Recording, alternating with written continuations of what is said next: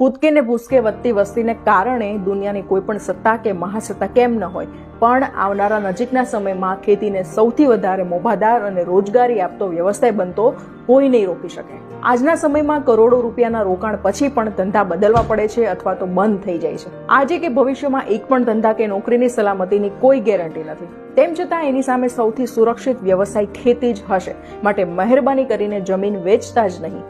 તમને અંદાજો પણ નહીં હોય કે ડિજિટલાઇઝેશનના કારણે આવતા 15 થી 20 વર્ષોમાં વિશ્વમાં સંપૂર્ણ પરિવર્તન આવી જશે અને લગભગ 2035 સુધીમાં કમ્પ્યુટર મનુષ્ય કરતાં પણ વધારે હોશિયાર થઈ ગયું હશે. આજે ચાલનારા 70 થી 80% ઉદ્યોગો બંધ થઈ જશે. તેમ છતાં આ બધા સામે ખેતીવાડી જ ટકી રહેશે. એક ઉદાહરણથી તમને સમજાવું તો 1998માં કોડાક કંપનીમાં 1,70,000 કર્મચારીઓ કામ કરતા હતા અને તેઓ દુનિયાના 85% ફોટો પેપર વેચતા હતા. થોડા જ વર્ષોમાં ડિજિટલ ફોટોગ્રાફીએ તેમને બજારમાંથી બહાર ફેંકી દીધા અને કોડાક દેવાળિયું થઈ ગયું.